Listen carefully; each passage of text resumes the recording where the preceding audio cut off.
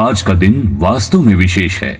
माननीय प्रधानमंत्री श्री नरेंद्र जी मोदी के सबका साथ सबका विकास गुरु मंत्र का अनुसरण करते हुए पुणे शहर स्वच्छ एवं प्रदूषण मुक्त नदी तथा हरित एवं स्वच्छ मोबिलिटी की तरफ एक महत्वपूर्ण कदम बढ़ा रहा है।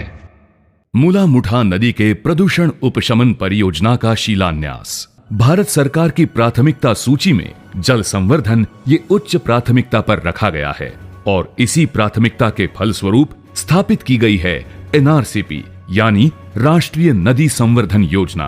फैलता भौगोलिक विस्तार एवं बढ़ती लोक संख्या के चलते सीवेज उत्पादन में बढ़ोतरी होना स्वाभाविक है, जिसके लिए मुला मुठा के न्यूनीकरण क्षेत्र में 396 दशलक्ष लीटर प्रतिदिन क्षमता के 11 सीवेज प्रकल्प एवं 55 किलोमीटर लंबी सीवेज वाहक पाइपलाइन प्रस्तावित की गई है। इस परियोजना के लिए भारत सरकार ने जापान इंटरनेशनल कोऑपरेशन एजेंसी जायका से 990.26 करोड़ रुपए का ऋण प्राप्त किया है। इस योजना का मुख्य हेतु है मुला मुठा नदी के जल और उसकी जैविक संपदा का संरक्षण करना तथा जल शुद्धिकरण के लिए आवश्यक सीवेज एकत्रीकरण प्रणाली को सीवेज प्रक्रिया प्रकल्प से जोड़ना। हमारे देश के परम वंदनीय एवं दूरदर्शी प्रधानमंत्री श्री नरेंद्र जी मोदी के शुभ हाथों से मुला मुठा नदी के प्रदूषण उपशमन परियोजना के पथदर्शक प्रकल्प का शिलान्यास किया जा रहा है। मुला मुठा नदी पुनरुज्जीवन प्रकल्प का शिलान्यास।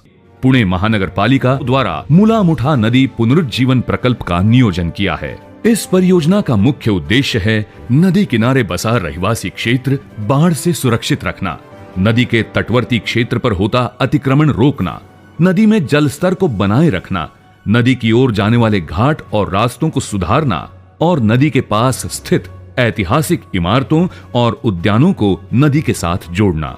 समूचे 44 किलोमीटर लंबे नदी पात्र के विकास के लिए 4,727 करोड़ रुपए की लागत आने का अनुमान है। इसमें से संगम पुल से मुंडवा पुल तक के 9 किलोमीटर लंबे नदी पात्र के लिए 869 करोड़ रुपए अनुमानित खर्च होगा। इस परियोजना में नदी से संलग्न और भी प्रस्तावित कार्यों का समावेश है, जैसे साइकिल ट्रैक, जॉगिंग ट्रैक, नौका विहार इत्यादि। मुला मुठा नदी के पुनरुज्जीवन का प्रकल्प पुणे के लिए निश्चित ही लाभदायी सिद्ध होगा। आदरणीय प्रधानमंत्री श्री नरेंद्र जी मोदी के करकमलों द्वारा मुला मुठा नदी पुनरुज्जीवन प्रकल्प का शिलान्यास हो रहा है। 140 ई बस और बाणेर ई डेपो का लोकार्पण समारोह। ई बस परियोजना के लिए पुणे महानगर परिवहन महामंडल लिमिटेड को प्रति बस ₹50 लाख सब्सिडी 350 ई बस के लिए उपलब्ध कराई गई है।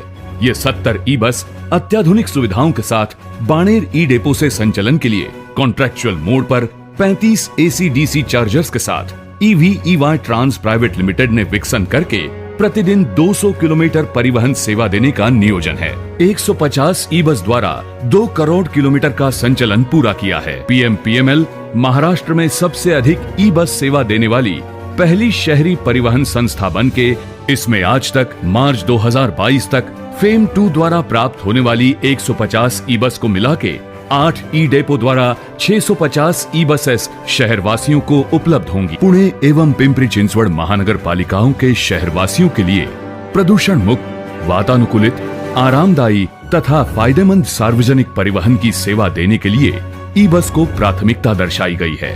आदरणीय प्रधानमंत्री श्री नरेंद्र जी मोदी के शुभ हाथों से 140 ई बस और बाणेर ई डेपो का लोकार्पण हो रहा है। श्री R.K. लक्ष्मण कला संग्रहालय का उद्घाटन समारोह। पद्म भूषण, पद्म विभूषण और रेमन मैगसेसे जैसे पुरस्कारों से सम्मानित विश्व विख्यात व्यंग चित्रकार श्री R.K. लक्ष्मण जी की स्मृति को समर्पित कला गलियारे का निर्माण पुणे महानगर पालिका द्वारा बालेवाड़ी पुणे में किया गया है।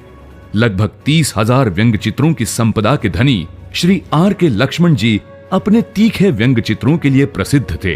प्रसिद्ध टीवी धारावाहिक मालगुडी डेज ने श्री लक्ष्मण को घर घर में पहुंचा दिया।